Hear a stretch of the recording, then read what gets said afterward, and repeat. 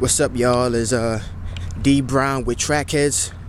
Just finished my workout on Valentine's Day, and man, it's kind of bittersweet because this is my last practice before my last indoor meet. And just to kind of backtrack a little bit, I've been having the craziest last cycle of training. Last four to 6 weeks of training has been hell. And not in the, oh my God, the training is so difficult, I can't handle it. It's been hell because I haven't been able to finish a lot of my workouts. And I think the information I have to give is going to help out a lot of people, because this is something that a lot of people don't know. And from my understanding, this is the part of the reason why a lot of people decide to quit track when they decide to take up real life. The balance of training and stressing out your body physically, and maintaining your real life, as in jobs and work, and the mental stresses of life, is a very delicate balance. And I didn't know that or learn that until recently. My current job, besides track heads and creating apparel for you guys, is I work with kids. And I'm a physical education coach. And I work with little kids all day, kindergarten to 5th grade. And the stress of that is enormous. I work with 1,000 kids throughout the day, give or take. And the amount of stress that these little kids put on me is ridiculous. I can't even lie to you guys, it's ridiculous. And and me being, a fairly young person, I never really understood what the complex relationship between stress and recovery. I just thought physical stress means, you're gonna recover as soon as, in 24 hours, 48 hours, whenever your nervous system recovers is when you're gonna actually recover. I'm wrong. There's a such thing as mental stress, and mental stress is a stress you can't really see. You can feel it in your muscles. When you have physical stress, when you're physically stressed out, lactic acid, you may have sore muscles, you may have swollen muscles, and you know how to handle it, either with ice, with warm water, with Epsom salt, or whatever. With mental stress, there's not really, or it's not widely known how to handle mental stress and the physical effects, or the effects that it has on your physical body. So I'm going through all this stress, right? January, I'm going through this stress. December, January, even up to February. And I just don't understand what's going on. Workouts that I can bounce back from in a day or so, it was taking me 2, 3, 4, 5, 6, 7 days to recover from. I literally had to take off 5 days, 6 days, 7 days, have a hard workout here, hard workout there, take off 3 days because my body was not recovering, and I could not understand why. My diet was the same, my water intake was the same, my amount of sleep increased, and I didn't figure out what was going on until I realized that mental stress that affects you mentally, can also hinder recovery and affect your physical recovery, right? It's the whole concept of cortisol. Now, cortisol, I hope I'm pronouncing this right, but cortisol is what's released when your body's under stress. It's the stress hormone. Very important, very important stress, very important chemical that's in the brain. Because when enough cortisol is released and you're stressed out enough, it releases your adrenaline. Your adrenaline glands start to release adrenaline. And once that's released, it increases your blood pressure.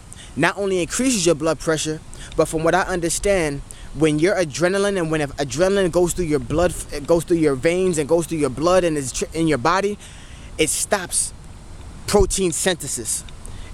Protein synthesis is very important for recovery. Protein is what's used to build up your muscles. Your muscles are made out of protein, right? That's like the building blocks for your muscles. So if there's no protein synthesis to help you recover, there is no recovery. You can train, you can ice bath, you can drink fluids, but if this stress hormone is constantly being released in your bloodstream, and you're supposed to be recovering after you practice, once you're done with all this stress, but they're still in your bloodstream, there is no protein synthesis because your body thinks is under attack, fight or flight. your body is redirecting everything to the adrenaline that's released in your body, because the way that your body is set up, when you're stressed out enough, it releases this adrenaline. It's something that was blessed to us through evolution or God or whatever you want to believe in. But this is something that I found out, and it affected me. I was not able to do the things that I trained myself to do because I wasn't recovering fully from these hard workouts, and I could not understand why. So one of the things that I learned to do, which is something I do all the time, but for some reason within the past 2-3 months I decided to stop, was meditation. Meditation and breathing transforms your body from let me see if I can get this right, from sympathetic to parasympathetic. Sympathetic is when your body is excited, is when your body's in your nervous system is in a state of excitement. You know, usually you see a lot of people when they're hyped, when their heartbeat is pumping fast, when they're in the game, they're ready. Like that's sympathetic. That's your sympathetic nervous system. When your sympathetic nervous system is on, digestion is slowed down. Your recovery is slowed down. Protein synthesis is slowed down because it's fight or flight. That's the adrenaline. That's the state in which adrenaline can be released. Parasympathetic is your relaxed nervous system. That's the nervous system that aids in sleep, aids in recovery, aids in rest. It's your resting heart rate. You ever see someone, if they breathe in and out, when they're trying to relax themselves, when they're trying to lower their heart rate, it's no coincidence that the deeper breaths that you take, the slower your heart rate is going to become. You know, and that is your parasympathetic nervous system. So that's one of the things I learned, is that in order for me to recover from the stress that I'm enduring in real life, I need to be able to switch my system off from sympathetic to parasympathetic, so that my body can recover and absorb the workout that I put it through. You know, so thank goodness that I was able to figure it out. And you know, I have my last indoor meet coming up February 17th at Texas A&M. It's a twilight meet, and I missed maybe a month of just the kind of workouts that I wanted to have. You know, the special endurance 1 and special endurance 2 workouts, 450s, 250s, 150s. Like I had to stop myself from having a lot of these workouts, and it got so bad that I even contracted the flu around December 10th. For 2 weeks I had the flu. Thank goodness that my immune system is strong, and I was able to get on top of it and have people take care of me and stuff. But my point is this. One of the things that I learned is that it's very important to have a switch from your track life, from your real life to your track life.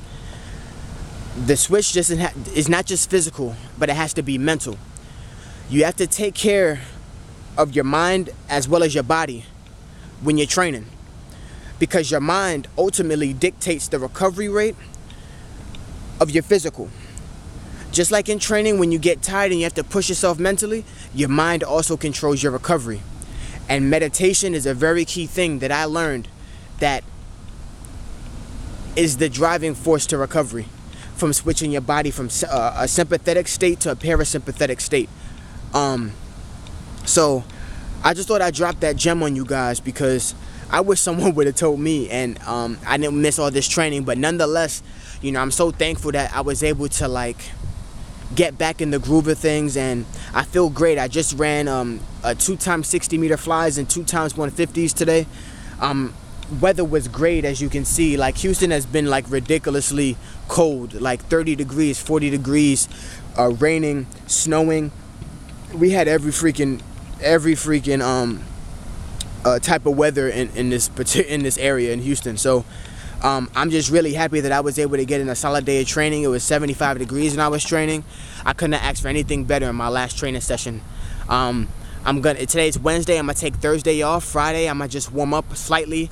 I may not even do anything. I may, just visualize and use and like I said, work your mind.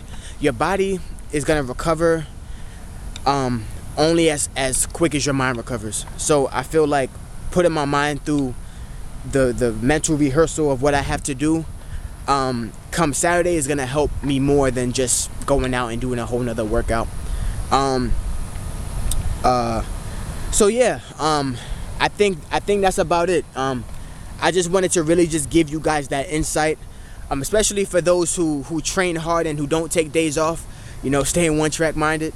I just wanted to drop that knowledge on y'all. So I hope that you guys was able to write that down, record it, whatever, and really take that with you, because there's no worse feeling than training as hard as you can and only to be sidetracked by real life, especially when you're putting your heart and soul into it. So with that being said, y'all, this is D Brown coming from you live from Houston, straight in line from the track.